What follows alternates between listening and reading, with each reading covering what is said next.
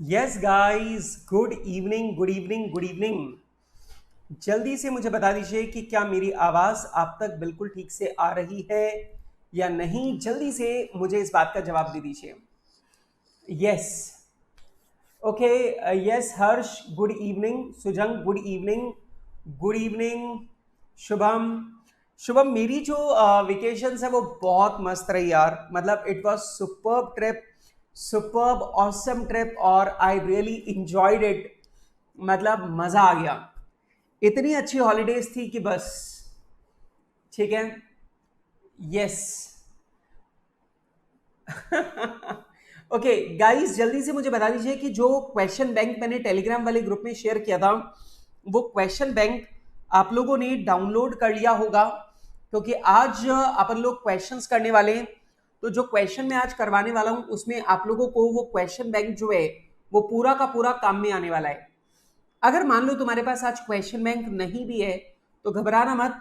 आप लोग अपना आईसीआई का जो लेटेस्ट स्टडी मटेरियल है वो ओपन कर लेना, उसी के क्वेश्चन है मेजरली, और आरटीपीज, एमटीपीज और पास्ट अटेम्प्ट क्वेश्चंस हैं। बट अगर आप स्टडी मैट खोल लोगे तो भी आज का आप लोगों का काम चल जाएगा। Yes. Kartik, good evening. Jahnavi, good evening. Aakarsh, good evening. Surva, good evening. Harsh, yes. Shubham, घूमने कहाँ गया था? मैं घूमने गया था अलवर के पास में एक जगह है सिरिस्का, वो सेंचुरी है, और जो है वो टाइगर सेंचुरी है, तो वहां पर मैं गया था। और दैट्स अ ब्यूटीफुल प्लेस। आप सब लोगों को वहां जाना चाहिए, बहुत ही सुंदर जगह, बहुत मजा आया। यस दीक्षा, हेलो, कैसे हो? यस।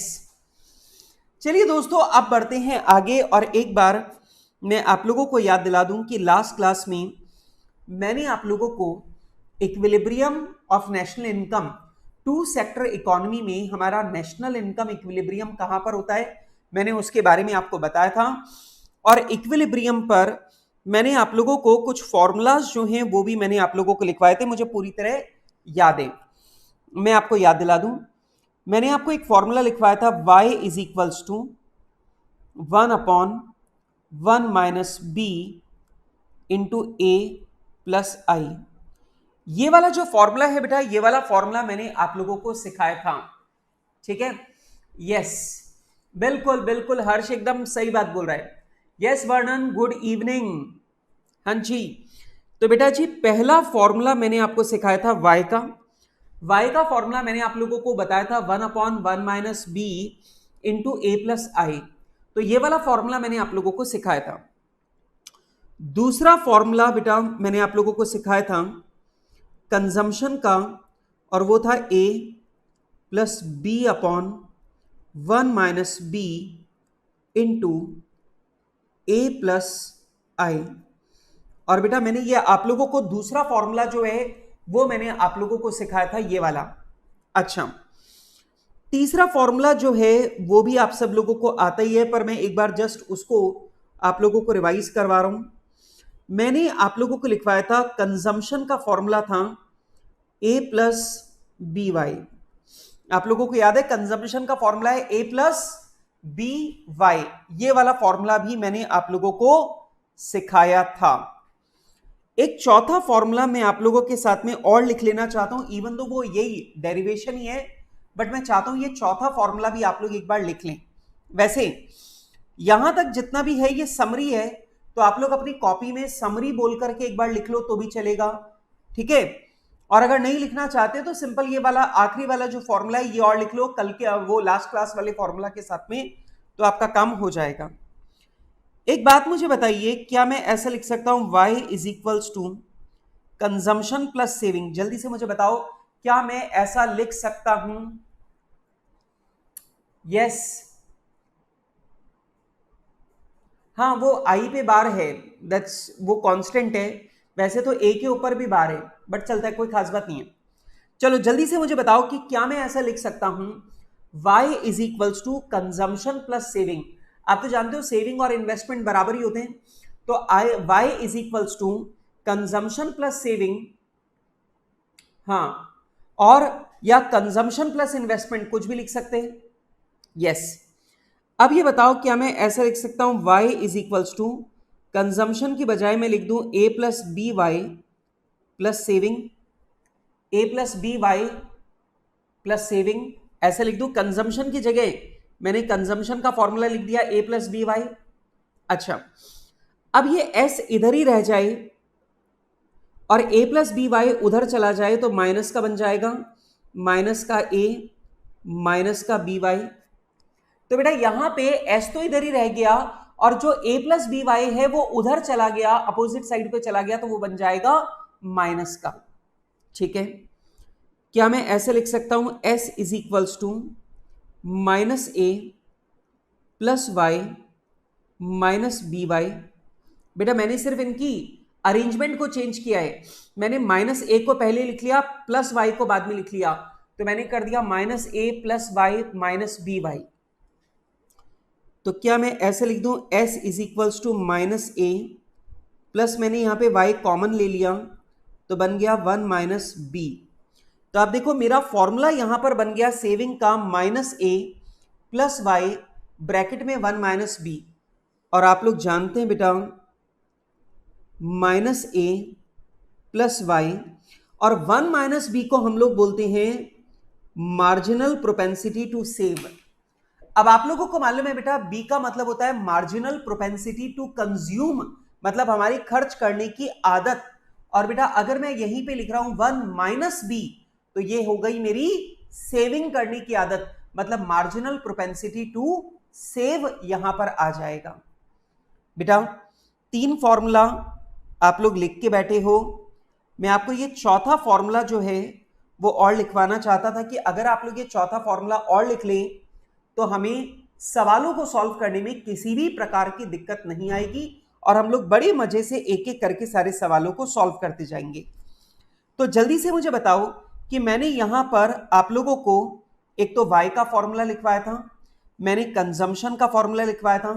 कंजम्पशन का एक फॉर्मूला हम लोग पहले से लिख के बैठे a प्लस बी वाई, और बेटा मैंने उसी से एक और फॉर्मूला बना लिया सेविंग का, और सेविंग का फॉर्मूला हो गया minus A plus Y into marginal propensity to save, marginal propensity to save. वैसे याद करने के लिए एक तरीका बहुत सिंपल है, आप सेविंग निकाल रहे हो तो आपको इनकम में से सेविंग को ही तो पकड़ना है, इसलिए आप इनकम को मार्जिनल प्रोपेंसिटी टू सेव से मल्टीप्लाई कर रहे हो। जल्दी मुझे बताओ, बात समझ में आ रही है, लॉजिक समझ में आ रहा है? y into marginal propensity to save. बेटा हम लोग जब कंजम्पशन निकालते हैं तो मार्जिनल प्रोपेंसिटी टू कंज्यूम से मल्टीप्लाई करते हैं, लेकिन जब सेविंग निकाल रहे हैं तो मार्जिनल प्रोपेंसिटी टू सेव से इनकम को मल्टीप्लाई कर रहे हैं। It's simple. ठीक है बेटा, जल्दी से मुझे बताइए क्या मेरी बात आपको यहां तक समझ में आ रही है? क्या ये चौथा फॉर्मूला जो मैंने नया लिखवाया ये फॉर्मूला आप लोगों को समझ में आया या नहीं? मुझे जल्दी से इस बात का जवाब दे दो। अगर समझ में आ गया तो फिर मैं आपके साथ में आगे चलूंगा। बेटा माइनस ए आपको याद होगा ना, अपन ने बात की थी ये डिस सेविंग होती है। बेटा अगर आपकी इनकम 0 है तो भी आप ये खर्चा करोगे, और ये खर्चा करोगे तो आप अपनी पुरानी सेविंग को तोड़ोगे, आप अपनी पुरानी सेविंग को तोड़ोगे। तो ये जो माइनस ए है ये क्या है? Dissaving. और बेटा ये डिस सेविंग है इसलिए सेविंग्स में इसे माइनस में ले रहे हैं। ठीक है, गॉट माय पॉइंट? बेटा माइनस ए क्यों ले रहे हैं? क्योंकि माइनस ए तो डिस सेविंग है ना, 0 इनकम पर भी आपको अपनी पुरानी सेविंग तोड़कर ये पैसा खर्च करना पड़ता है, तो ये माइनस सेविंग है, डिस सेविंग है, इसलिए इसे माइनस में लिया हुआ है। ठीक है, got my point guys? Got my point और नॉट?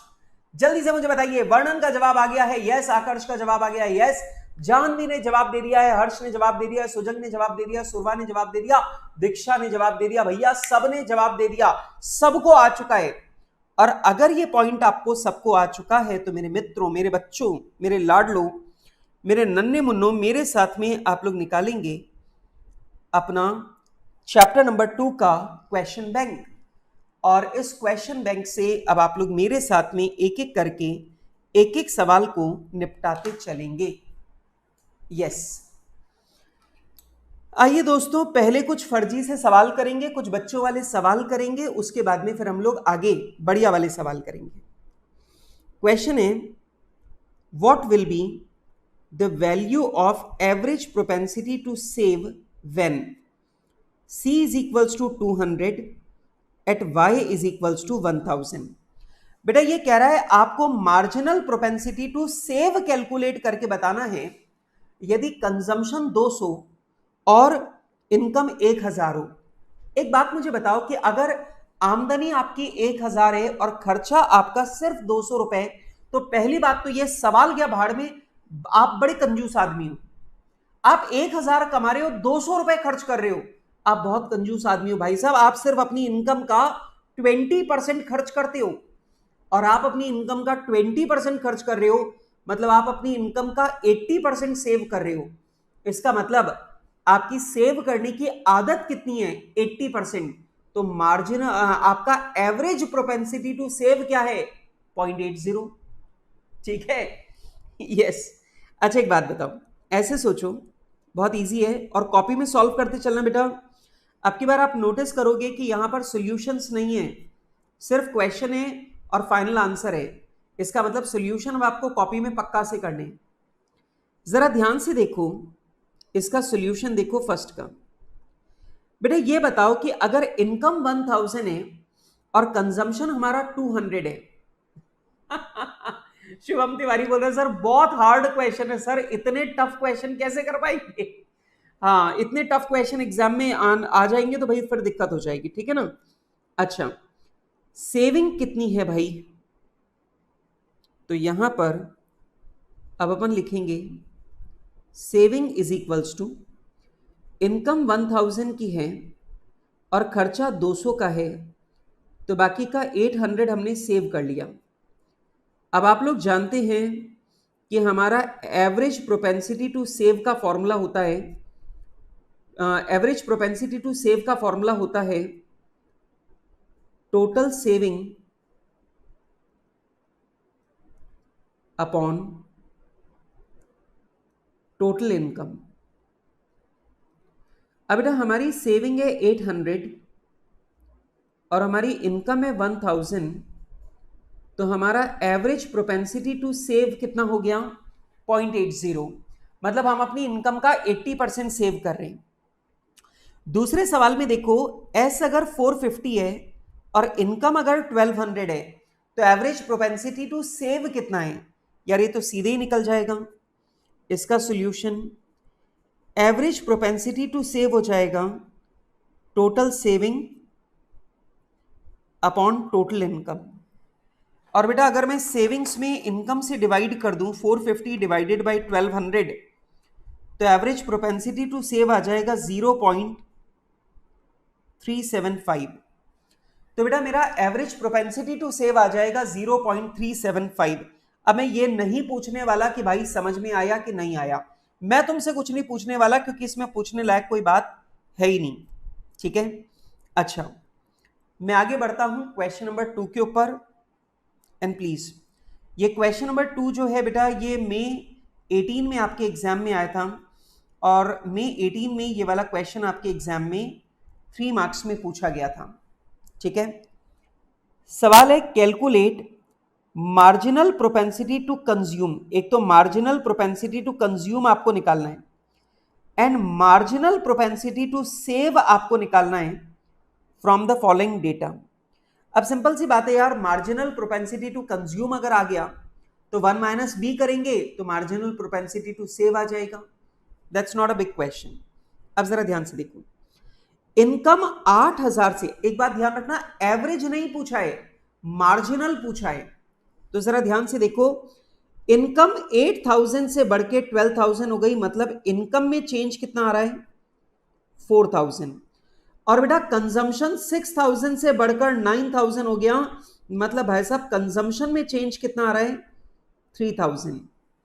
अब आप मुझे बताइए बेटा कि अगर मैं ऐसा कहता हूं कि मेरी इनकम अगर 4000 बढ़ती है तो मेरा खर्चा 3000 बढ़ जाता है, इसका मतलब यह हुआ कि अगर मेरे पास में 4000 की एक्स्ट्रा इनकम आती है तो मैं उसमें से 3000 रुपए खर्च कर देता हूं। तो जल्दी से मुझे बताइए मेरा मार्जिनल प्रोपेंसिटी टू कंज्यूम कितना हुआ? 0.75। मतलब मैं अपनी एक्स्ट्रा इनकम जो भी आती है उसमें से 75% पैसा खर्च कर देता हूं, तो मेरी मार्जिनल प्रोपेंसिटी टू सेव कितनी हो गई? 25%। मेरे पास जितनी भी एडिशनल इनकम आती है मैं उसका 75% खर्च कर देता हूं, मतलब मेरे पास में जितनी भी एडिशनल इनकम आती है मैं उसका 25% सेव कर लेता हूं। सही बात है? तो क्या मार्जिनल प्रोपेंसिटी टू सेव और एवरेज प्रोपेंसिटी टू सेव निकाला जा सकता है? बहुत इजी है। सबसे पहला मार्जिनल प्रोपेंसिटी टू कंज्यूम निकालते हैं। हमारा कंजम्पशन 6000 से बढ़कर 9000 हो गया, मतलब हमारा कंजम्पशन 3000 बढ़ गया। जब हमारी इनकम 8000 से बढ़कर 12000 हुई, इसका मतलब हमारा खर्चा 3000 बढ़ेगा। अगर हमारी इनकम 4000 बढ़ेगी, मतलब मैं अपनी नई इनकम का 75% खर्च करता हूं, तो बेटा मेरी मार्जिनल प्रोपेंसिटी टू कंज्यूम कितनी हो गई? 0.75। अब अगर मुझे मार्जिनल प्रोपेंसिटी टू सेव निकालना है तो कैसे निकालेंगे? 1 माइनस बी। तो बेटा अगर मैं 1 रुपया कमाता हूं तो उसमें से 75 पैसा खर्च कर देता हूं, तो मैं सेव क्या करता हूं? 0.25। तो मैं अपनी नई इनकम का 75% खर्च करता हूं, मतलब मैं अपनी नई इनकम का 25% सेव करता हूं। ठीक है? ओके, एक बात मुझे बताना बेटा, ये सॉल्यूशन तुम कॉपी कर रहे हो ना? बेटा ये सॉल्यूशन रजिस्टर के अंदर लगातार कॉपी करते हुए चलने। वैसे अभी घबराओ मत, ये शुरुआत के ये 3 सवाल जो है ना ये बिल्कुल फालतू सवाल है, इसके आगे वाले सवाल काफी अच्छे क्वेश्चन हैं। ठीक है? हाँ जी बेटा, मैं बताऊं ये वाला क्वेश्चन देखो तुम्हारे एग्जाम में आ चुका है, ये वाला क्वेश्चन तुम्हारे एग्जाम में आ चुका है। और जो अगला वाला सवाल है ये भी नवंबर 18 में तुम्हारे एग्जाम में आ चुका है, और वही 3 मार्क्स के, 2 मार्क्स और 3 मार्क्स में आ रहे हैं ये वाले क्वेश्चन। अब तुम ही बताओ बेटा, अगर एग्जाम में ऐसे सवाल आ रहे तो भाई साहब फिर तो आपको मालूम है सीए बनने से आप लोगों को कोई नहीं रोक सकता। ठीक है?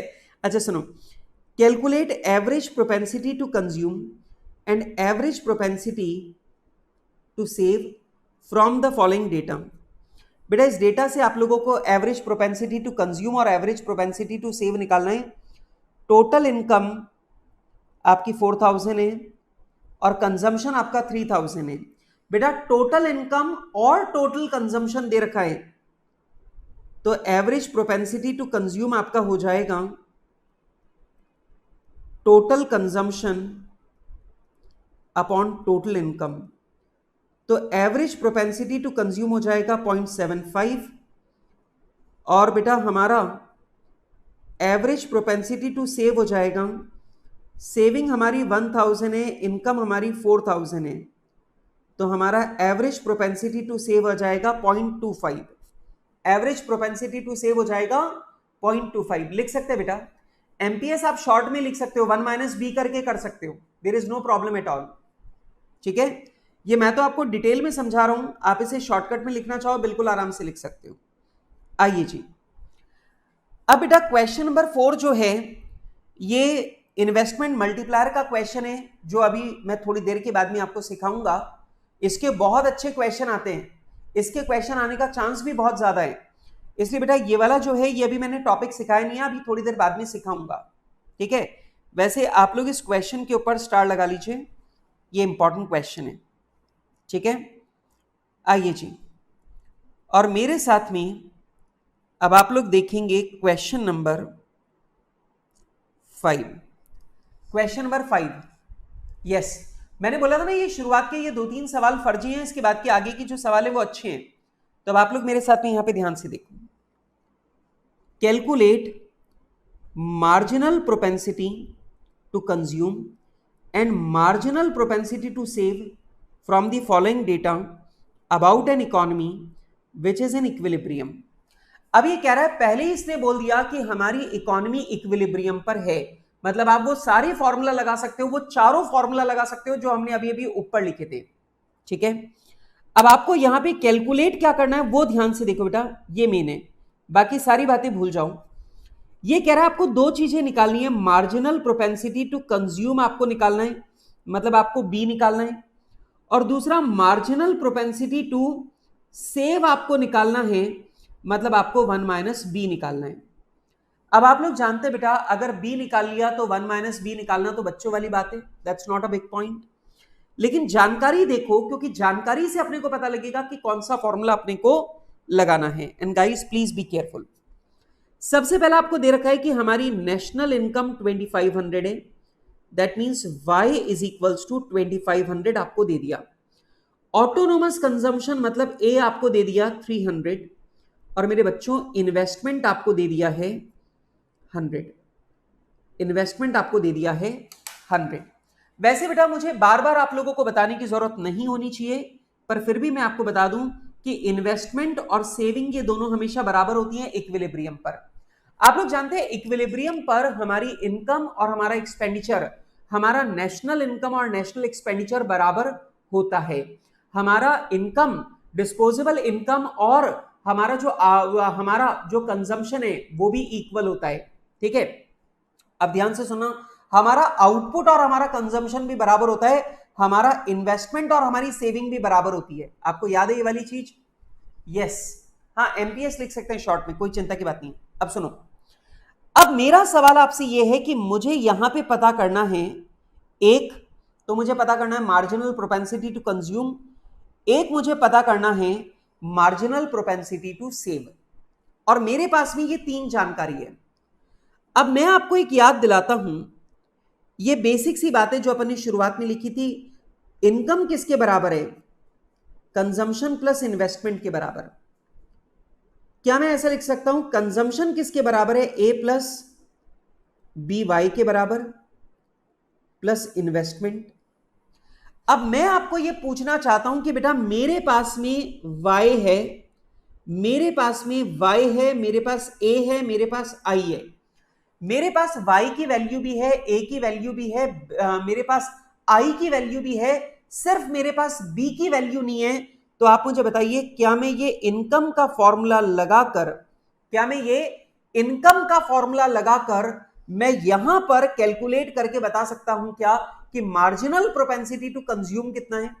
क्या मैं बी की वैल्यू निकाल सकता हूं? बोलो बोलो यस गाइस, जल्दी से मुझे बताइए कि क्या मैं ये वाला फॉर्मूला लगाकर, क्योंकि y मेरे पास है, a मेरे पास है, i मेरे पास है, मुझे सिर्फ ये वाला फॉर्मूला लगाकर b की वैल्यू पता करनी है, तो क्या मैं b की वैल्यू पता कर सकता हूं या नहीं कर सकता? जल्दी से मुझे इस बात का जवाब दीजिए।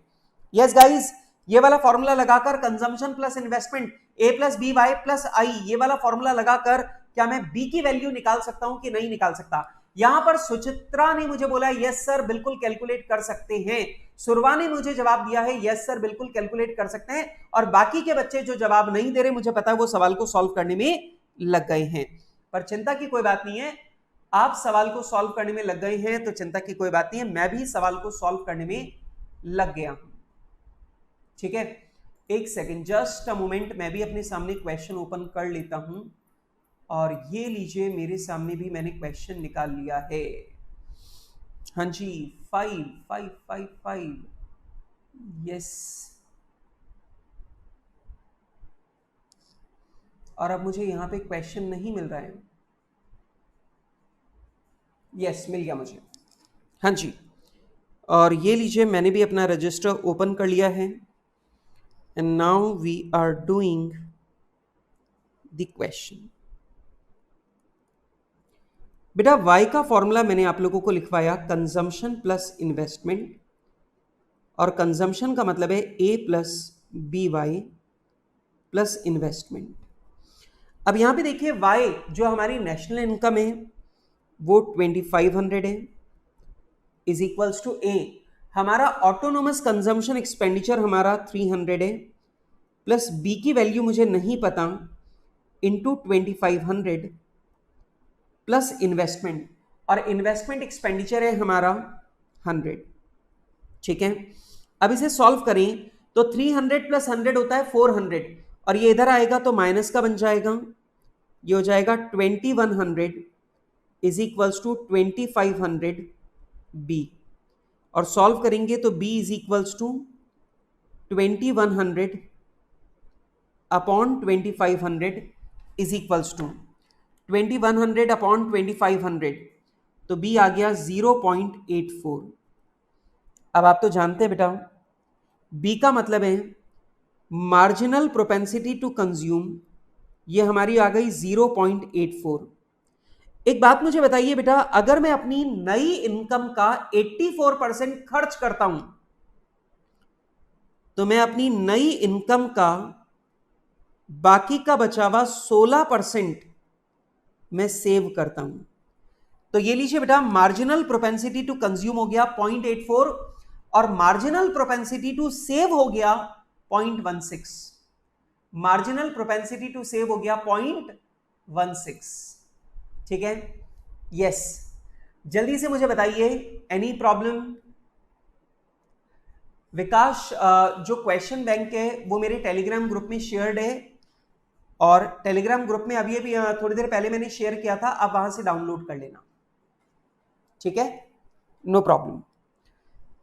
चलिए दोस्तों, बढ़ते हैं अगले सवाल की ओर और आप लोग मेरे साथ में अगला सवाल देखेंगे। बेटा अगर किसी को भी इस क्वेश्चन में दिक्कत हो तो आप लोग मुझे बोल दीजिएगा, ठीक है ना? Easy, done, very good. सुरवा का भी हो गया है। चलो मेरे साथ में क्वेश्चन नंबर 6 देखो। N economy is an equilibrium. बेटा जब भी ये वाली बात कह दे आप समझ जाइए कि क्वेश्चन आपको कह रहा है कि जितने भी फॉर्मूला आपने पढ़ के आए हो घर से वो सारे यहां पे लगाए जा सकते हैं। ठीक है, calculate national income from the following. बेटा ध्यान रखना, अब की बार आपसे नेशनल इनकम पूछी है, वाई पूछा है आपसे। ऑटोनोमस कंजम्पशन आपको दे रखा है 100, मार्जिनल प्रोपेंसिटी टू सेव आपको दे रखी है 0.20, इन्वेस्टमेंट एक्सपेंडिचर आपको दे रखा है 200। मतलब बेटा आपको ए दे रखा है 100, 1 माइनस बी मतलब मार्जिनल प्रोपेंसिटी टू सेव आपको दे रखा है 0.20। मतलब भाई साहब मार्जिनल प्रोपेंसिटी टू कंज्यूम क्या है 0.80। और बेटा आपका इन्वेस्टमेंट एक्सपेंडिचर कितना है 200। तो बेटा मुझे मार्जिनल प्रोपेंसिटी टू सेव दे रखा है, उससे मैं मार्जिनल प्रोपेंसिटी टू कंज्यूम आराम से निकाल सकता हूं। ठीक है भाई, कोई भी जना गाइस, कोई भी जना टेलीग्राम वाला लिंक शेयर कर दो। विकास जो है वो बहुत उदास मुंह बना बना के मुझे भेज रहा है, तो विकास ने मुझे बड़े सैड इमोजीज भेज दिए हैं, तो जल्दी से टेलीग्राम का कोई लिंक शेयर कर दो ग्रुप में। ठीक है, ओके। अब मेरी बात को ध्यान से सुनो। अब यहां पर आपको पता है y का एक फॉर्मूला मैंने आप लोगों को लिखवाया था, 1/1 minus B into A plus I. अब लो बेटा सीधा फॉर्मूला लगा दो, y is equals to 1/1 minus B, ये आपको ऑलरेडी क्वेश्चन में गिवन है 0.20, multiplied by A 100 plus investment 200, और आप इसे सॉल्व करेंगे तो आंसर आ जाएगा 1500। बेटा 300 में अगर आप 0.20 से डिवाइड करोगे तो आ जाएगा 1500। लो भैया y आ गया, ये लीजिए बेटा y का आंसर आ गया। ठीक है, ये लीजिए 1500 जो है वो आंसर आ गया। आप लोग अगर ऐसे नहीं करना चाहते तो आप लोग इससे भी कर सकते हो, y is equals to A plus B Y, ये तो हो गया कंजम्पशन प्लस इन्वेस्टमेंट। अगर आप इससे सॉल्व करोगे तो भी वही आंसर आ जाएगा। अगर आप कंजम्पशन प्लस इन्वेस्टमेंट वाला फॉर्मूला, ये वाला फॉर्मूला लगाकर करते हो तो भी आंसर आ जाएगा। और अगर आप y is equals to 1/0.20 into A plus I अगर करते हो तो भी आपका आंसर आ जाएगा। ठीक है, यस, हाँ जी। तो बेटा आप लोग ये वाला फॉर्मूला लगा के भी कर सकते हो, करके बताऊं क्या ये वाले फॉर्मूला से? चलो ये वाला भी करके बताता हूं। y इज इक्वल्स टू हमारा a है 100 प्लस b मतलब मार्जिनल प्रोपेंसिटी टू कंज्यूम कितना है 0.8 y प्लस इन्वेस्टमेंट है हमारा 200। बेटा 0.80 y इधर आएगा तो माइनस का बन जाएगा, तो इधर बचेगा 0.20 y is equals to 300, y is equals to 1500। तो बेटा अगर आप लोग C प्लस आई वाला फॉर्मूला लगाओगे तो भी सॉल्व हो जाएगा, ठीक है बेटा। C प्लस आई वाला फॉर्मूला लगाओगे तो आप लोग इस तरीके से भी सॉल्व कर सकते हो, आंसर वही आएगा 1500। गाइस जल्दी से मुझे जवाब दो, ये क्वेश्चन नंबर 6 आप लोगों ने कर लिया कॉपी और बात आपको समझ में आ गई है? बहुत इजी बातें यार, बता इतना सिंपल सी चीज है। y is equals to consumption plus investment और कंजम्पशन का फॉर्मूला है a प्लस बी वाई, तो हमने उससे सॉल्व करके यहां पे 1500 निकाल दिया। Got my point? दोस्तों जल्दी से मुझे बताइए, got my point, got my point, got my point, जल्दी से मुझे बताइए, इज इट क्लियर? यस। तो यहां पर सबका जवाब आ गया, सुरवा का जवाब आ गया है यस, शुभम का जवाब आ गया, सुचित्रा का जवाब आ गया, वर्णन का जवाब आ गया, हर्ष का जवाब आ गया, कार्तिक का जवाब आ गया। भैया क्लास में रहना है एक्टिव और आपको क्लास में सबको देने हैं जवाब मेरे सवालों के, जैसे जैसे मैं पूछता जाऊं मुझे वैसे वैसे जवाब देते चाहिए। सुचित्रा का जवाब आ गया है, दीक्षा का जवाब आ गया, आकर्ष का जवाब आ गया, बढ़िया बढ़िया बढ़िया। ओके गाइस मैं बढ़ता हूं आगे और अब मैं जा रहा हूं क्वेश्चन नंबर 7 के ऊपर। Are you ready? Yes guys, question number 7। क्या आप लोग क्वेश्चन नंबर 7 के लिए बिल्कुल तैयार हैं? और मैं आपको बता दूं यार क्वेश्चन नंबर 7 जो है ना वो बहुत मस्त क्वेश्चन है, आपको बहुत मजा आने वाला है। यस जरा देखो, suppose the consumption of an economy is given by C is equals to 20 plus 0.6y।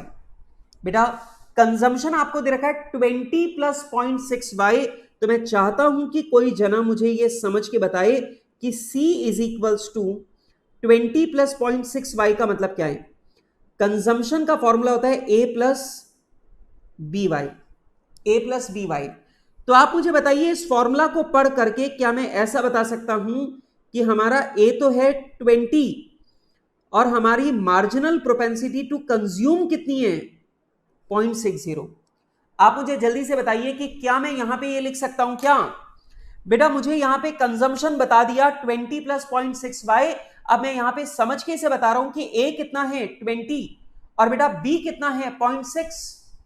Yes Shubham का जवाब आ गया, बिल्कुल सर ऐसा लिख सकते हैं। और इन्होंने यहां पर इन्वेस्टमेंट भी ध्यान से देखो अपने को दे रखा i कितना 10 प्लस 0.2y। बेटा इन्वेस्टमेंट अपने को दे रखा है 10 प्लस 0.2y और अगर आप इसे ध्यान से देखोगे तो आपको यह समझ में आएगा कि यहां पर इन्वेस्टमेंट कांस्टेंट नहीं है। आप ध्यान से देखो यहां पर आपका इन्वेस्टमेंट कितना है 10 प्लस इनकम का 20%, 10 प्लस इनकम का 20%, ये आपका इन्वेस्टमेंट है, ये आपका इन्वेस्टमेंट है। वैसे मैं आपको क्या यहां पर ये वाली बात याद दिला दूं कि आपका इन्वेस्टमेंट और आपकी सेविंग ये दोनों जो हैं ये बराबर ही होती हैं। तो आप इसे चाहे इन्वेस्टमेंट बोलो चाहे आप इसे सेविंग बोलो, एक ही बात है। यस सवाल कर रहा है what will B equilibrium level of national income. आपको ये बताना है कि नेशनल इनकम हमारी कितनी है। मैंने बोला भाई साहब ये बताओ, आप मुझसे ये जानना चाहते हो नेशनल इनकम कितनी है। वैसे मैं आपको याद दिला दूं बहुत इजी सा फंडा था, y is equals to consumption plus investment. क्या मैं ऐसा लिख सकता हूं y is equals to consumption कितना है 20 plus 0.6y, 20 plus 0.6y plus investment कितना है, सॉरी प्लस हमारा इन्वेस्टमेंट कितना है 10 प्लस 0.2y, 10 प्लस 0.2y। तो अगर मैं यहां पे कंजम्पशन को और इन्वेस्टमेंट को अगर मैं जोड़ दूं तो क्या ये मेरी नेशनल इनकम आ जाएगी?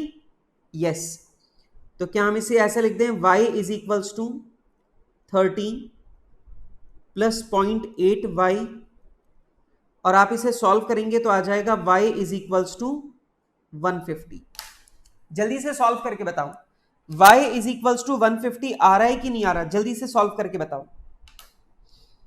Yes yes yes yes yes yes guys जल्दी से मुझे बताइए कि क्या आपका आंसर 150 आ रहा है क्या? जल्दी से मुझे बताइए बेटा। इनकम का मतलब होता है कंजम्पशन प्लस इन्वेस्टमेंट और मैंने यहां पे कंजम्पशन और इन्वेस्टमेंट दोनों को जोड़ दिया और दोनों को जोड़कर जब मैंने सॉल्व किया तो मेरे बच्चों मेरे पास में आंसर आ रहा है y इज इक्वल्स टू 150, मतलब हमारी नेशनल इनकम कितनी है मेरे बच्चों?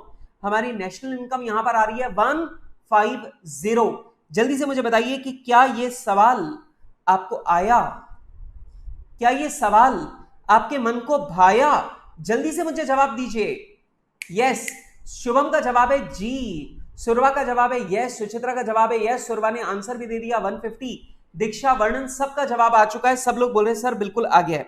ओके, अब एक काम करो, क्वेश्चन नंबर 8 आप मुझे करके बताओ। यस यस, हाँ आकर्ष, मैं भी बिल्कुल यही वाला साइन बना रहा हूं। नहीं बना नहीं, एक सेकेंड, हाँ अब ठीक से बनाए। यस आकर्ष मेरे बच्चे, जल्दी से मुझे ये वाला क्वेश्चन सॉल्व करके बताओ। क्वेश्चन नंबर 8, कंजम्पशन गिवन है, इन्वेस्टमेंट गिवन है, और आपसे पूछ रहा है इनकम बताओ, कंजम्पशन बताओ और सेविंग बताओ। कंजम्पशन बताओ, इन्वेस्टमेंट बताओ, सेविंग बताओ। वैसे सेविंग का जवाब तो मैं सीधे दे सकता हूं 100। अरे भैया, इन्वेस्टमेंट और सेविंग दोनों बराबर होती है इक्विलिब्रियम पर, तो अगर इन्वेस्टमेंट 100 है दैट मीन सेविंग भी 100 है। ये तो डायरेक्टली जवाब दे सकते हो आप।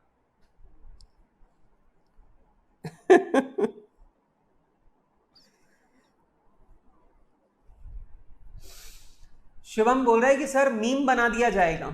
अच्छा, बना के बताओ, तुम मीम भी बना के बताओ। देखो दोस्त, सबसे पहला y इज इक्वल्स टू, यह आ जाएगा consumption 7 plus 0.5y plus investment 100। Solve करोगे तो y इज इक्वल्स टू 214। ठीक है बेटा, इन्वेस्टमेंट और सेविंग दोनों बराबर होती हैं, तो अगर इन्वेस्टमेंट 100 है तो सेविंग भी 100 है। बेटा एक बात बताओ, कमाई 214, सेविंग 100, तो बताओ खर्चा कितना किया? 114। अरे समझा क्या बेटा? बेटा अगर तुम कमाते हो 214 और सेव करते हो 100, तो खर्च कितना कर रहे हो? 114। हाँ जी बेटा, इज द पॉइंट क्लियर? बेटा सेविंग और इन्वेस्टमेंट ये दोनों बराबर होते हैं, तो बेटा अगर कमाया 214 और सेव किया 100, तो बेटा आपने खर्च कितना किया? 114। Got it? यस, सुचित्रा का जवाब आ चुका है, हर्ष का जवाब आ चुका है, आकर्ष का जवाब भी आ चुका है, वर्णन का जवाब भी आ चुका है। यस, क्या बात है, सबका जवाब आ गया। अच्छा, तो तुमने ग्रुप में भेजा है, पर मोबाइल मेरे हाथ में नहीं है इसलिए अभी नहीं देख सकते। ठीक है ठीक है, आइए दोस्तों आगे बढ़ते हैं क्वेश्चन नंबर 9 की तरफ। क्वेश्चन नंबर 9 में भी यही वाला पॉइंट है। अगर हमारा consumption C is equals to 250 plus 0.8y है और I हमारा 300 है, तो आपको इक्विलिब्रियम लेवल ऑफ इनकम बताना है, कंजम्पशन बताना है, सेविंग बताना है। लिख लो, होमवर्क घर से करना बेटा, छोड़ दो अभी, टाइम वेस्ट मत करो बेटा। सेम क्वेश्चन है जो अपन ने ऊपर किया, यही सेम क्वेश्चन है, सिर्फ फिगर चेंज किए हुए। ठीक है, आ जाइए आगे बढ़ेंगे क्वेश्चन नंबर 10 की तरफ। If saving function s is equals to -10 plus 0.2y। अब ध्यान से देखो, मैंने तुम्हें सेविंग फंक्शन का फॉर्मूला आज ही सिखाया है।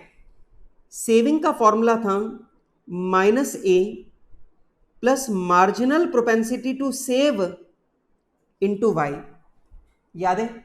और अपन ने ये वाली बात भी की थी बेटा, सेविंग निकालनी है इसलिए मार्जिनल प्रोपेंसिटी टू सेव लेंगे इनकम की, मतलब इनकम को अपनी सेविंग करने की आदत से मल्टीप्लाई करेंगे तभी तो सेविंग आएगी। अब मेरी सेविंग करने की आदत 20% है, तो मैं अपनी इनकम का 20% क्या कर रहा हूं? सेव। तो बेटा सेविंग में हमेशा मार्जिनल प्रोपेंसिटी टू सेव आती है और कंजम्पशन में मार्जिनल प्रोपेंसिटी टू कंज्यूम आती है। और -a क्यों आता है? -a क्यों आता है? क्योंकि ये डिस सेविंग है, अगर हमारी इनकम 0 हुई तो भी हमें पैसा खर्च करना पड़ेगा, इसलिए बेटा ये क्या है? -a, क्योंकि ये डिस सेविंग है, 0 इनकम पर भी ये खर्चा करना पड़ता है। अपनी सेविंग्स को तोड़कर ये पैसा खर्च करना पड़ता है, इसलिए इसे क्या लिया, -a। अब यहां पे आपको इसी से पता चल गया कि इस सवाल के अंदर a क्या है, 10, मार्जिनल प्रोपेंसिटी टू सेव क्या है, 0.2। अब आपकी सेव करने की आदत अगर 20% है, मतलब आपकी खर्च करने की आदत 80% है। ऑटोनोमस इन्वेस्टमेंट 50 करोड़ है। Find out the equilibrium level of income, आपको बेटा y की वैल्यू पता करनी है। कंजम्पशन, आपको कंजम्पशन पता करना है। और अगर इन्वेस्टमेंट इंक्रीज होता है by 5 crore, what will be new level of income and consumption. बेटा आपको यहां पे ये बताना है कि अभी हमारी इनकम कितनी है और कंजम्पशन कितना है, पहली बात। नंबर 2, आपको दूसरा सवाल का जवाब देना है, अगर हमारा इन्वेस्टमेंट 5 करोड़ इंक्रीज हो जाता है तो उस कंडीशन में हमारा इक्विलिब्रियम लेवल ऑफ इनकम कितना होगा और कंजम्पशन कितना होगा। ठीक है, ये वाला सवाल आपके सामने है, बहुत इंटरेस्टिंग क्वेश्चन है और प्लीज इस सवाल को ध्यान से देखिएगा। वैसे मैं आपको बताऊं कि जब अपन इस सवाल को पढ़ते हैं तो अचानक से अपने को लगता है कि यार शायद ये सवाल काफी कठिन है। मतलब ये वाला जो क्वेश्चन है, क्वेश्चन नंबर 10, ये काफी कठिन है, ऐसा अपने को एहसास होता है, लगता है ऐसा। एक मिनट, मैं भी मेरे सामने क्वेश्चन ओपन कर लूं, जस्ट 1 सेकेंड। मैं भी अपने सामने क्वेश्चन नंबर 10 को ओपन कर लूं। ये लीजिए, ये आ गया क्वेश्चन नंबर 10। यस, अब जरा ध्यान से मेरी बात को सुनिएगा। सबसे पहली बात जो आप लोगों को अपने दिमाग में जमानी है वो ये कि इक्विलिब्रियम पर हमारी सेविंग और हमारा इन्वेस्टमेंट, ये दोनों बिल्कुल बराबर होते हैं। हमारी सेविंग और हमारा इन्वेस्टमेंट ये दोनों बिल्कुल बराबर होते हैं। अब क्वेश्चन में आपको सेविंग्स, आपको यहां पे सेविंग्स दे रखी हैं, कितनी, -10 plus 0.20 y is equals to, question में आपको इन्वेस्टमेंट भी दे रखा है बेटा 50, आपको इन्वेस्टमेंट दे रखा है 50। अब आप इसे सॉल्व करेंगे तो आ जाएगा 0.20 y इज इक्वल्स टू 60, और सॉल्व करेंगे तो y इज इक्वल्स टू 300। तो लीजिए बेटा, पहला सवाल मैंने सॉल्व कर दिया कि आपका इक्विलिब्रियम, आपकी इक्विलिब्रियम इनकम कितनी है, 300। आपकी इक्विलिब्रियम इनकम 300 है। अब ध्यान से सुनना, अब यहां पे अगर मैं आपसे पूछूं आपकी सेविंग कितनी है, आप कैलकुलेट मत करना, सीधे लिख दो 50, क्योंकि जितना इन्वेस्टमेंट है उतनी ही सेविंग है। इन्वेस्टमेंट और सेविंग बराबर होती है, तो आपका इन्वेस्टमेंट 50 है, दैट मीन्स आपकी सेविंग भी 50 है।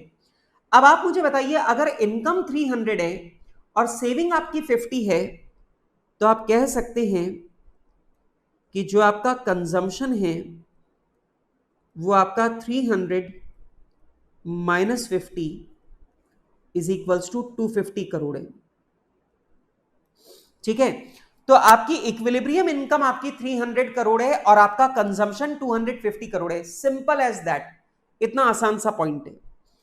लेकिन दूसरा सवाल यह कहता है कि यदि आपका इन्वेस्टमेंट 50 करोड़ की बजाय 55 करोड़ होता, मतलब 5 करोड़ ज्यादा होता, अगर आपका इन्वेस्टमेंट 50 करोड़ की जगह 55 करोड़ होता, तो उस कंडीशन में आपकी इक्विलिब्रियम इनकम कितनी होती और आपका कंजम्पशन कितना होता। तो सेम यही क्वेश्चन दोबारा सॉल्व करना है, बस मुझे इन्वेस्टमेंट 50 करोड़ की जगह 55 करोड़ लेना है। तो कैसे करूंगा, मैं कर दूंगा saving is equals to investment. Equilibrium पर हमारी सेविंग और हमारा इन्वेस्टमेंट बराबर होता है। सेविंग है -10 plus 0.20 y is equals to investment है हमारा 55। सॉल्व करेंगे तो हो जाएगा 0.20 y is equals to 65, y is equals to 325 crore. ठीक है, अब जरा ध्यान दो, इनकम 325 करोड़ से और सेविंग आप डायरेक्टली लिख दो 55 करोड़, क्यों सर?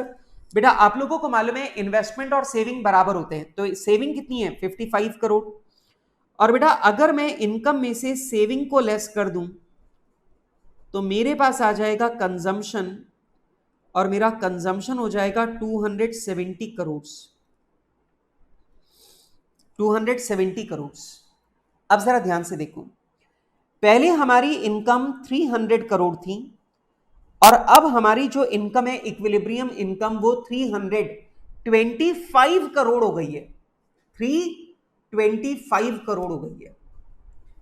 अब एक बात सोचना, अगर तुम दिमाग लगा के देखो तो तुम्हारा इन्वेस्टमेंट सिर्फ 5 करोड़ इंक्रीज हुआ है, लेकिन बेटा तुम्हारी इनकम 25 करोड़ इंक्रीज हुई है। तुम्हारा इन्वेस्टमेंट 5 करोड़ इंक्रीज हुआ है, लेकिन तुम्हारी इनकम 25 करोड़ इंक्रीज हुई है। ठीक है, अब यहां पर मेरे दिमाग में एक बहुत इंटरेस्टिंग क्वेश्चन आ रहा है। मैं ये वाला सवाल तुमसे पूछ रहा हूं और मैं तुमको बता दूं कि मैं तुम्हें इसी सवाल के साथ में तुम्हें आने वाला टॉपिक, एक जो आने वाला टॉपिक है इन्वेस्टमेंट मल्टीप्लायर, उसका फंडा तुम्हें यहां पे समझा रहा हूं ताकि आगे जब मैं तुम्हें इन्वेस्टमेंट मल्टीप्लायर समझाऊंगा तो मुझे बिल्कुल भी मेहनत नहीं करनी पड़ेगी। इसलिए प्लीज मेरी बात को ध्यान से सुनना। गाइस जल्दी से मुझे बताओ, are you ready for this? Guys are you ready to understand this? जल्दी से मुझे बताइए, क्या मैं आपको अगले टॉपिक की एक बेसिक बात सिखा दूं ताकि मुझे अगले टॉपिक में 2 मिनट लगे आपको समझाने में। मैं आपको यहां पर कुछ मजेदार बात सिखाना चाहता हूं। सुरवा का जवाब आ चुका है, वर्णन का जवाब आ चुका है, हर्ष का जवाब आ चुका है, शुभम तिवारी बोल रहे हैं सर ऑलवेज रेडी। सर हम तो हमेशा ही तैयार रहते हैं सर, आप तो शुरू हो जाओ सर, पूछा मत करो, शुरू हो जाओ। अब जल्दी से मुझे बताओ, दिमाग लगा के जवाब देना, बहुत इंटरेस्टिंग बातें, कि क्या तुम यहां पे नोटिस कर रहे हो कि तुम्हारा इन्वेस्टमेंट अगर 5 करोड़ इंक्रीज होता है तो तुम्हारी इनकम 25 करोड़ इंक्रीज होती है। मतलब अगर तुम ध्यान से देखो तो तुम्हारी इनकम करीब करीब 5 गुना इंक्रीज हुई है। तुम्हारी इनकम तुम्हारे इन्वेस्टमेंट से 5 गुना इंक्रीज हुई है। समझ में आ रही बात? अब बच्चे पूछते हैं सर ऐसा क्यों, सर ऐसा क्यों हो रहा है सर? लॉजिक सुनो, आप जानते हो इन्वेस्टमेंट और सेविंग ये दोनों बराबर होती हैं। मतलब आप जो सेव कर रहे हो वही आप इन्वेस्ट कर रहे हो, पक्की बात है। और आप अगर ध्यान से देखो तो आपकी सेव करने की आदत कितनी है? आप सेव कितना करते हो?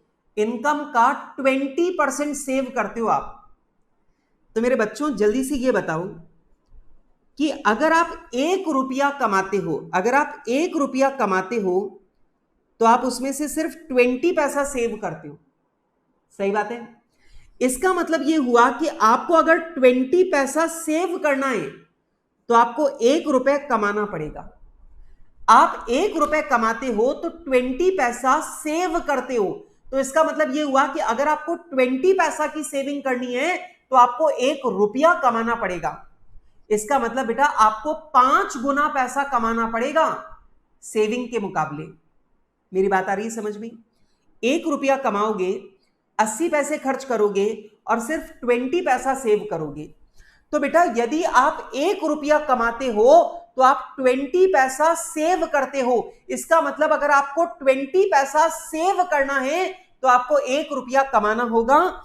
इसका मतलब यदि आपको 5 करोड़ रुपए और सेव करने, 5 करोड़ रुपए और इन्वेस्ट करने, 5 करोड़ ज्यादा सेव करने, 5 करोड़ ज्यादा इन्वेस्ट करने, तो मेरे बच्चों आपको 25 करोड़ रुपए ज्यादा कमाने पड़ेंगे। आपको 25 करोड़ ज्यादा कमाने पड़ेंगे। मेरी बात आ रही है समझ में? बेटा जल्दी से मुझे हाँ या ना में जवाब दो, बात समझ में आ रही है? बेटा एक बात मुझे बताओ, 1 रुपए कमाने पर अर्निंग आप 80 पैसा से खर्च कर देते हो और आप 20 पैसा सेव करते हो। तो यदि आपको 20 पैसा सेव करना है तो आपको 1 रुपया कमाना पड़ेगा। तो बेटा अगर आपको 5 करोड़ और सेव करने तो आपको 25 करोड़ और कमाने पड़ेंगे, क्योंकि आप 25 करोड़ और कमाओगे तो आप 80% के हिसाब से 20 करोड़ खर्च कर दोगे और 5 करोड़ आप और सेव कर लोगे, तो आपकी सेविंग 55 करोड़ हो जाएगी। ठीक, यस गाइस, जल्दी से मुझे बताइए, आपको समझ में आ रही है ये वाली बात?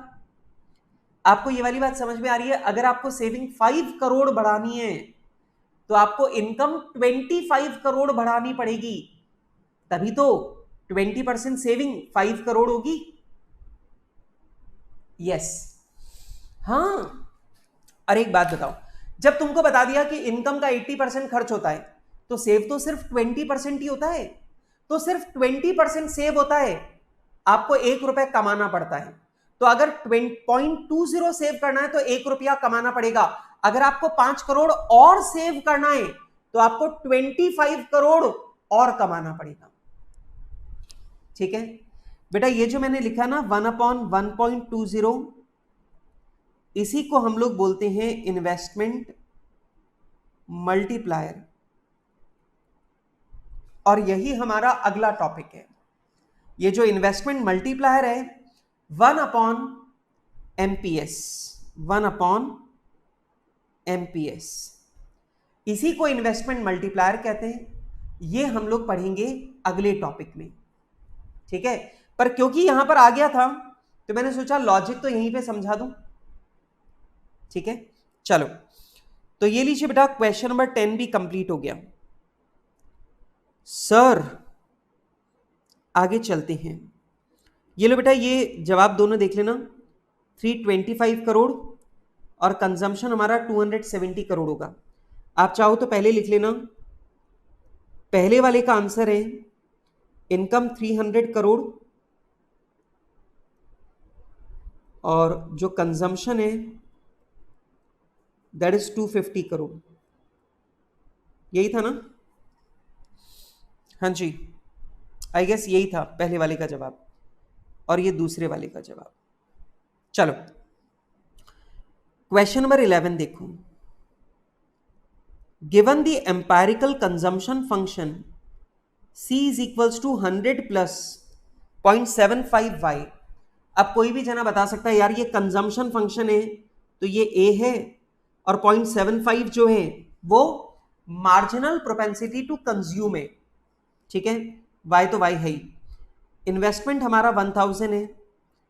Calculate equilibrium level of national income.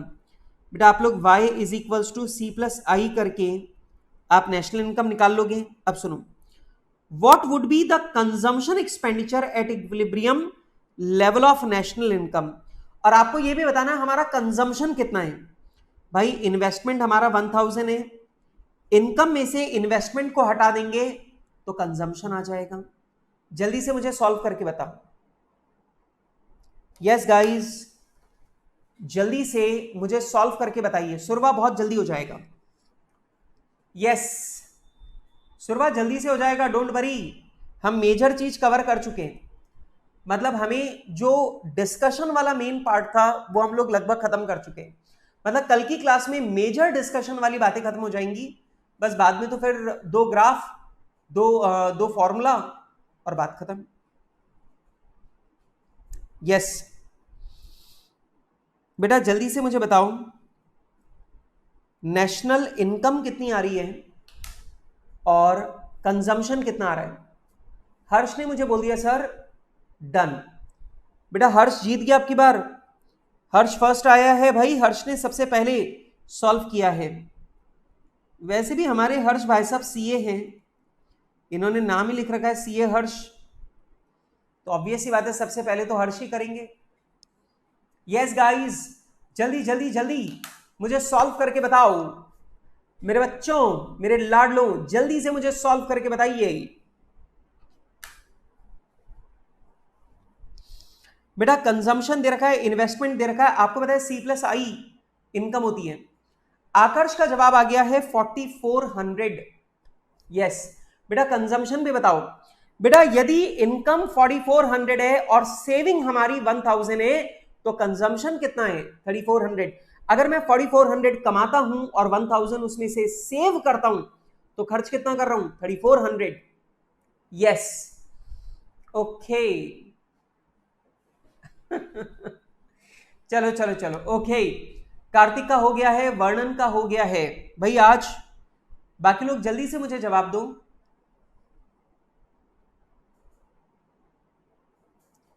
बाकी लोग जल्दी से मुझे जवाब दीजिए।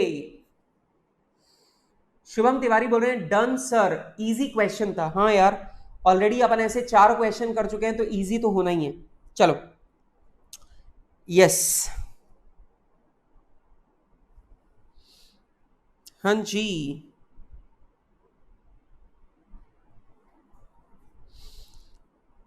चलो, तो बेटा मैंने ये बेसिक वाले सारे के सारे क्वेश्चन आप लोगों के साथ में डिस्कस कर लिए हैं, ठीक है। अब मैंने ये बेसिक वाले बेटा सारे के सारे क्वेश्चन आप लोगों के साथ में डिस्कस कर लिए, क्वेश्चन नंबर 11 तक। अब सारे क्वेश्चन हो गए। अब क्वेश्चन नंबर 12 से इन्वेस्टमेंट मल्टीप्लायर के क्वेश्चन स्टार्ट हो रहे हैं। क्वेश्चन नंबर 12 से इन्वेस्टमेंट मल्टीप्लायर के क्वेश्चन स्टार्ट हो रहे हैं, ठीक है। तो एक काम करते हैं,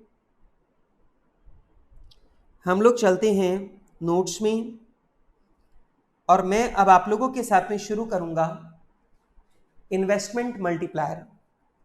एम्पायरिकल मतलब होता है प्रूवन, ठीक है। चलो आइए दोस्तों, नंबर बताओ कौन सा डाला था अपन ने इक्विलिब्रियम पे। इक्विलिब्रियम वाला जो टॉपिक किया था उसमें मैंने कौन सा नंबर डलवाया था, जल्दी से बताओ मेरे बच्चों। इक्विलिब्रियम वाले टॉपिक पर मैंने नंबर क्या डलवाया था, जल्दी से मुझे बताओ। 8 आएगा, 7, अच्छा 7 डलवाया था, अब 8 आएगा। ओके गाइज, मेरे साथ में अब आप लोग लिखना शुरू करें पॉइंट नंबर 8।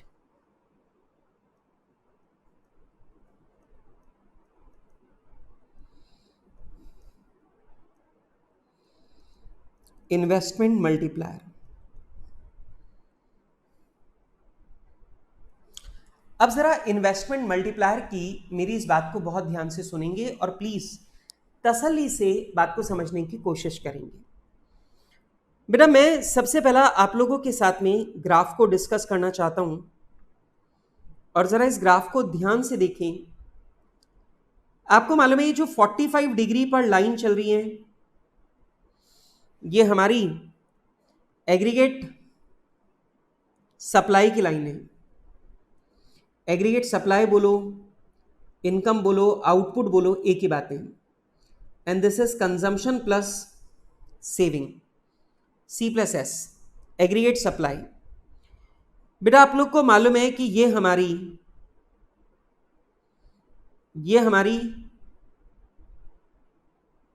कंजम्पशन लाइन है, ये हमारी कंजम्पशन लाइन है which is A plus BY। बेटा अगर मैं इसके साथ में अपने इन्वेस्टमेंट को भी ले लूं, अगर मैं इसके साथ में अपने इन्वेस्टमेंट को भी ले लूं, सॉरी,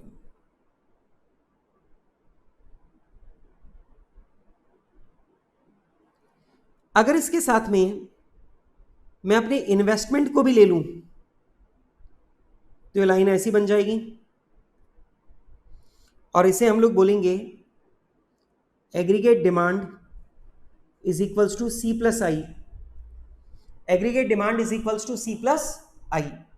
अब मेरी बात को सुनो, अगर मान लो मेरा इन्वेस्टमेंट बढ़ जाता है, अगर मेरा इन्वेस्टमेंट जो है वो इन्वेस्टमेंट अगर मेरा इंक्रीज हो जाता है, अगर मेरा इन्वेस्टमेंट इंक्रीज हो जाता है तो मेरी एग्रीगेट डिमांड कितनी हो जाएगी, मेरी एग्रीगेट डिमांड हो जाएगी consumption plus investment plus delta investment.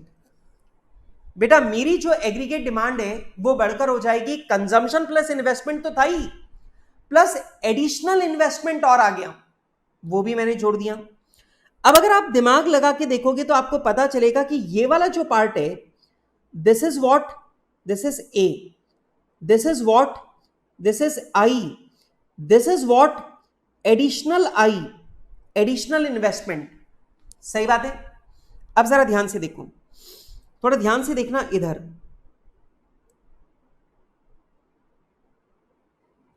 हमारी जो इक्विलिब्रियम इनकम है वो इक्विलिब्रियम इनकम कहां थी, यहां पे, ये हमारी इक्विलिब्रियम इनकम है, ठीक है। अब जरा समझो, अब हमारी इक्विलिब्रियम इनकम जो है वो शिफ्ट होकर यहां आ जाएगी। हमारी इक्विलिब्रियम इनकम जो है वो शिफ्ट होकर यहां आ जाएगी। अब जो बात मैं समझाने की कोशिश कर रहा हूं प्लीज समझो, ये y0 है, ये y1 है। अब अगर आप ध्यान से देखो तो जो आपका एडिशनल इन्वेस्टमेंट है उसके मुकाबले अगर आप यहां पे ध्यान से देखो तो आपका इनकम का जो चेंज हो रहा है वो ज्यादा हो रहा है। अगर आप ध्यान से देखो तो बेटा आपको यहां पे साफ दिखाई देगा कि इन्वेस्टमेंट में जो चेंज हो रहा है वो छोटा चेंज है, और बेटा इनकम के अंदर जो आपका चेंज हो रहा है वो ज्यादा चेंज हो रहा है। इसका सिंपल सा मतलब ये है कि इन्वेस्टमेंट के मुकाबले, सेविंग के मुकाबले आपकी इनकम के अंदर जो चेंज आता है वो ज्यादा चेंज आता है, वो मल्टीपल चेंज आता है। और बेटा इसी मल्टीपल चेंज को हम लोग बोलते हैं इन्वेस्टमेंट मल्टीप्लायर। बेटा जल्दी से मेरी बात को समझो, क्या ये ग्राफ देख करके आपको एक बात समझ में आ रही है कि अगर आपका इन्वेस्टमेंट इंक्रीज होता है तो आपकी इक्विलिब्रियम इनकम भी इंक्रीज होती है, लेकिन इन्वेस्टमेंट में जितना इंक्रीज आ रहा है उसके मुकाबले इक्विलिब्रियम इनकम के अंदर जो इंक्रीज आता है वो कंपैरेटिवली ज्यादा आता है। और उसका लॉजिक अभी अभी थोड़ी देर पहले मैंने आपको बताया था कि बेटा आपकी अगर मार्जिनल प्रोपेंसिटी टू कंज्यूम 80% है, दैट मींस आपकी सेविंग की आदत सिर्फ 20% है। मतलब आप 1 रुपया कमाते हो तो आप 20 पैसा सेव करते हो, मतलब 20 पैसा सेव करने के लिए आपको 1 रुपया कमाना पड़ता है। तो अगर आपका इन्वेस्टमेंट, अगर आपकी सेविंग 5 रुपए बढ़ती है तो आपकी इनकम 25 रुपीज बढ़ती है। बस इसी रिलेशनशिप को हम लोग बोलते हैं इन्वेस्टमेंट मल्टीप्लायर। क्या बोलते हैं बेटा इसी को अपन लोग? Investment multiplier. आ रही है मेरी बात समझ में? लिखो फटाफट से। ये ग्राफ अगर आपने कॉपी नहीं किया है तो प्लीज इस ग्राफ को कॉपी करिए बेटा। अगर या फिर अगर कॉपी नहीं किया तो बाद में कॉपी करना, मतलब लिखवाने के बाद में कॉपी करना तो और अच्छा रहेगा, ठीक है। चलो लिखवाने के बाद में कॉपी करना, अभी रहने दो, लिखवा लूं पहले मैं नोट्स फिर कॉपी करना।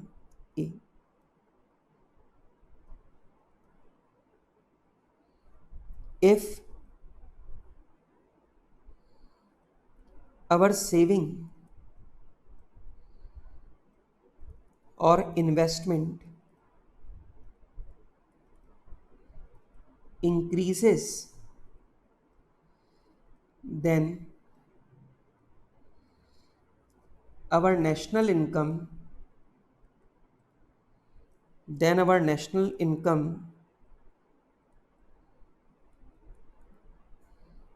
will also increase.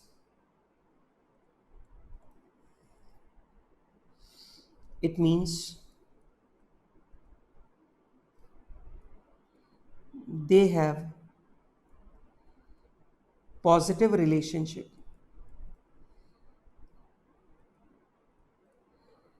It means they have positive relationship. दूसरी बात,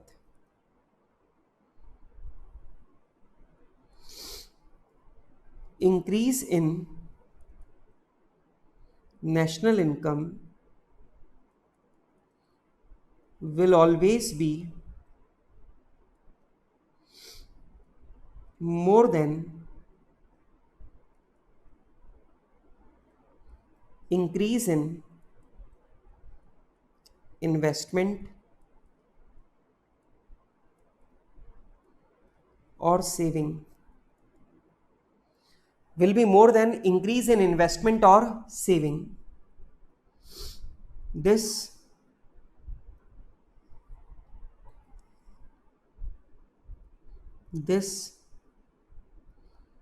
relationship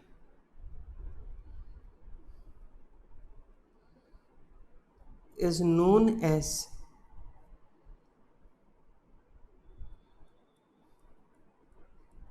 investment multiplier.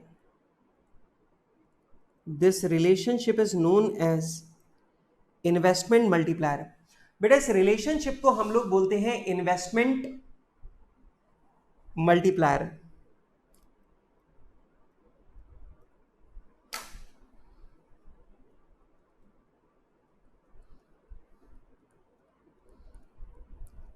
Investment multiplier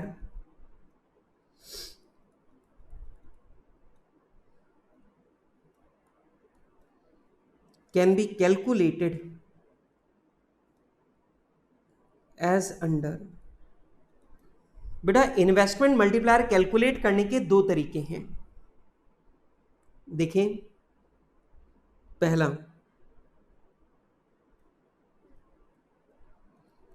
investment multiplier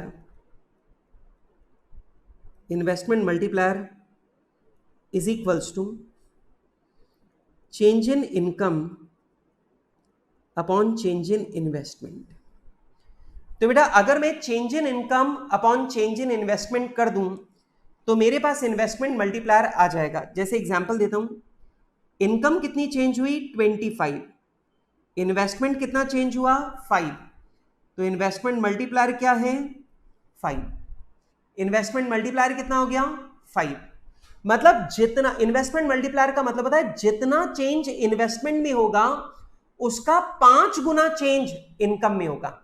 investment के मुकाबले इनकम में 5 गुना बदलाव होगा। ठीक है, लेकिन इसी को कैलकुलेट करने का एक और तरीका था। इन्वेस्टमेंट मल्टीप्लायर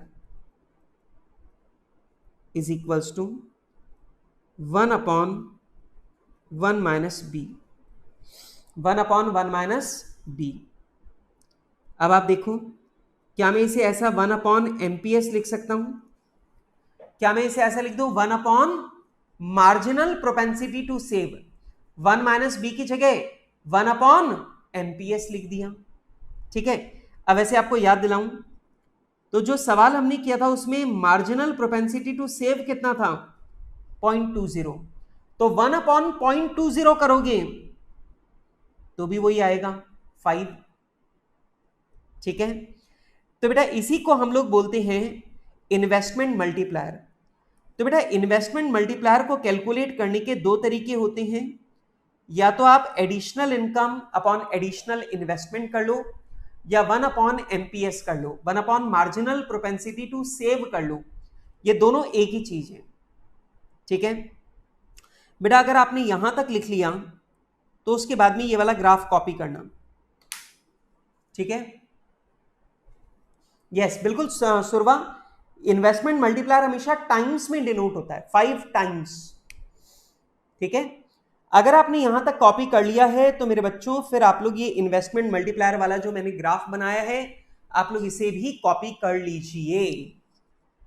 यस, तो अगर आप लोगों ने इसे कॉपी कर लिया है तो आप लोग इसे जल्दी से ये वाला ग्राफ भी कॉपी कर लीजिए।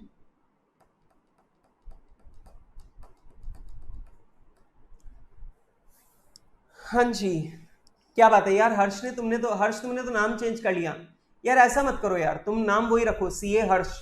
अब मुझे तो आदत उसी की पड़ गई है ना, सीए हर्ष, तो बस वही रखो। ठीक है, वेरी नाइस। हर्ष बोल रहे सर मैंने सारा कॉपी कर लिया है। बाकी बच्चे मुझे जल्दी से बताइए कि क्या इन्वेस्टमेंट मल्टीप्लायर वाले नोट्स आपने सारे कॉपी कर लिए? यस गाइस, अगर अभी तक वीडियो को लाइक नहीं किया तो जल्दी से वीडियो को लाइक कर देना। ठीक है, वीडियो को लाइक नहीं किया तो नहीं चलेगा। ठीक है बेटा, नेशनल इनकम और केनेशियन थियरी तक, सनी केनेशियन थियरी के एंड तक। यस, दीक्षा का जवाब आ गया सर, कॉपी हो गया। वर्णन का जवाब आ गया है, शुभम का जवाब आ गया है, आकर्ष का जवाब भी आ गया है। वेरी नाइस, ओके चलो भाई, सबका जवाब यहां तक आ चुका और सबने मुझे बता दिया सर इन्वेस्टमेंट मल्टीप्लायर वाला हम लोग को समझ में आ गया, लिख भी लिया। वैसे मैं इस फॉर्मूला का एक छोटा सा डेरिवेशन आपसे पूछ रहा था। एक बात मुझे बताइए, क्या मैं इस फॉर्मूला को ऐसा भी लिख सकता हूं? क्या मैं ऐसा लिख सकता हूं, additional income is equals to additional investment into investment multiplier? क्या हम ऐसा लिख सकते हैं? अरे सिंपल सी बात है ना, इन्वेस्टमेंट इंक्रीज हुआ था 5 करोड़ और उसका 5 गुना चेंज होने वाला है इनकम में। तो बताओ इनकम में कितना चेंज होगा? 25 करोड़। तो आप मुझे बताइए ये जो डेरिवेशन है, ये डेरिवेशन भी हम लोग काम में ले सकते हैं ना? मतलब इस डेरिवेशन के बेसिस पर भी क्वेश्चन किए जा सकते हैं। एडिशनल इन्वेस्टमेंट उसका 5 गुना एडिशनल इनकम है, ठीक है? यस, चलो ओके गाइस, तो एक काम करते हैं, मेरे साथ में फटाफट से कुछ सवाल और करते हैं, ठीक है? फिर मैं थोड़ा सा होमवर्क भी दूंगा आज। आइए क्वेश्चन नंबर 12 को देखो। In an economy investment expenditure is increased by 400 crore. बेटा इन्वेस्टमेंट नहीं है, investment expenditure is increased by 400 crore, मतलब चेंज इन इन्वेस्टमेंट कितना है? 400 करोड़। आगे कहता है marginal propensity to consume is 0.80, मतलब बेटा मार्जिनल प्रोपेंसिटी टू कंज्यूम हमारी 80% है और हमारा मार्जिनल प्रोपेंसिटी टू सेव 20% है। Good good. Calculate the total increase in income and saving. बेटा आपको बताना है हमारी इनकम कितनी इंक्रीज होगी और हमारी सेविंग कितनी इंक्रीज होगी। अब बेटा सबसे पहली बात आप समझो कि आपको यहां पे इन्वेस्टमेंट मल्टीप्लायर ढूंढना है और इन्वेस्टमेंट मल्टीप्लायर का फॉर्मूला होता है 1 upon marginal propensity to save. अब मेरी सेव करने की आदत 20% है, तो मेरा इन्वेस्टमेंट मल्टीप्लायर कितना हो गया? 5। क्लियर बात? अब जरा सोच के बताओ, एडिशनल इनकम बतानी है, सोच के बताओ अगर मेरा इन्वेस्टमेंट 400 इंक्रीज होता है तो उसका 5 गुना इंक्रीज होगा इनकम में। इन्वेस्टमेंट अगर 400 इंक्रीज होता है तो इनकम इंक्रीज होगी 5 गुनी। ओ माय गॉड, 5 गुनी। यस, हमारी इनकम इंक्रीज होगी 5 गुनी, मतलब हमारी इनकम में इंक्रीज आएगा 2000 करोड़, ठीक है? अब दूसरा इन्होंने पूछा सेविंग का इंक्रीज बताओ। अरे यार इन्वेस्टमेंट और सेविंग एक ही चीज तो होती है, तो सवाल खुद ही बता रहा है इन्वेस्टमेंट इंक्रीज होगा 400 करोड़, मतलब सेविंग इंक्रीज हो रही है 400 करोड़, दोनों एक ही तो चीज होती है। तो भाई ये पूछ रहे हैं हमारा इंक्रीज इन सेविंग कितना होगा। आप जानते हो इंक्रीज इन सेविंग और इंक्रीज इन इन्वेस्टमेंट एक ही बात है, 400 करोड़। जल्दी से मुझे बताओ, बहुत मुश्किल है क्या? मुझे मार्जिनल प्रोपेंसिटी टू सेव दे रखा था, तो मैंने इन्वेस्टमेंट मल्टीप्लायर ले लिया 5। अब इन्वेस्टमेंट मल्टीप्लायर 5 का मतलब यह है जितना इंक्रीज आपके इन्वेस्टमेंट में हो रहा है उसका 5 गुना इंक्रीज आपकी इनकम में होगा। तो इनकम में इंक्रीज कितना होगा? 2000। और इंक्रीज इन इन्वेस्टमेंट और इंक्रीज इन सेविंग तो एक ही चीज है, डायरेक्टली लिख दो 400 करोड़, खत्म। ठीक है, चलो question number 13। An increase in investment by 400 crore, मतलब भाई इन्वेस्टमेंट में इंक्रीज कितना हो रहा है? 400 crore. Leads to increase in national income by 1600 crore, तो हमारी इनकम इंक्रीज हो रही है कितनी?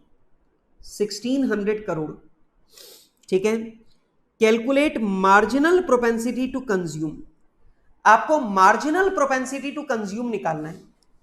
अब ध्यान से सुनो, इन्वेस्टमेंट मल्टीप्लायर निकालने के दो फॉर्मूला थे, change in income upon change in investment, और इन्वेस्टमेंट मल्टीप्लायर निकालने का एक और फॉर्मूला था 1 अपॉन 1 माइनस बी।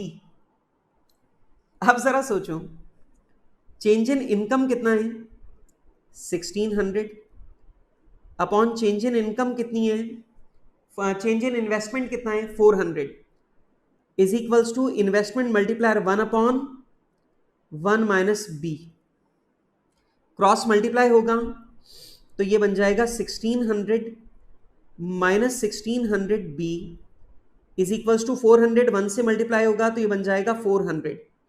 400 इधर आके माइनस का हो जाएगा और माइनस 1600 भी उधर जाके प्लस का हो जाएगा, तो ये बन जाएगा b is equals to 1200 upon 1600 is equals to 0.75। ये लीजिए बेटा, हमारी मार्जिनल प्रोपेंसिटी टू कंज्यूम कितनी है? 0.75। और हमारी मार्जिनल प्रोपेंसिटी टू सेव कितनी है? 0.25। ठीक है, यस। मतलब एफिशिएंसी नहीं बोल सकते, मतलब 5 टाइम्स एफिशिएंसी नहीं बोलते बेटा इसे। कार्तिक, तुम शब्द गलत ले रहे हो। नहीं कौशिक, ऐसा नहीं होने वाला है। ठीक है, चलो जल्दी से मुझे बताओ कि तुम्हें ये वाली बात समझ में आई? मैंने इन्वेस्टमेंट मल्टीप्लायर के दोनों फॉर्मूलाज को रख के बी की वैल्यू निकाल दी। ठीक है, नहीं नहीं नहीं, ये तो रिलेशनशिप है। रिलेशनशिप का मतलब एफिशिएंसी 5 गुना नहीं होती। ठीक है, चलो जल्दी से मुझे बताइए बेटा, क्या आपको मेरी ये वाली बात समझ में आ रही है? क्वेश्चन नंबर 13, मैंने यहां पे इन्वेस्टमेंट मल्टीप्लायर के दोनों फॉर्मूला रख के आमने सामने मैंने बी की वैल्यू निकाल दी। यस, सीए हर्ष बोल रहे हैं सर आ गई है बात समझ में सर, कोई दिक्कत नहीं है। ये बताओ, ये आंसर, ये सॉल्यूशन कॉपी कर लिया? दीक्षा बोल रही है हाँ सर आ गया है। कार्तिक बोल रहा है ओके सर। चलो जल्दी से मुझे बताओ बेटा, ये वाली बात आपको समझ में आई या नहीं आई? मैंने यहां पे इन्वेस्टमेंट मल्टीप्लायर के दोनों फॉर्मूला को इक्वेट करके मैंने ये वाला सवाल सॉल्व कर दिया। सुरवा का जवाब आ गया है, वर्णन का जवाब आ गया है। Very nice, very nice. चलो अब एक काम करते हैं, मैं आपको एक क्वेश्चन, 2 क्वेश्चन मैं आपको होमवर्क दे रहा हूं, दे दूं? क्वेश्चन नंबर 14 आपका होमवर्क है, क्वेश्चन नंबर 15 आपका होमवर्क है। तो क्वेश्चन नंबर 14 और क्वेश्चन नंबर 15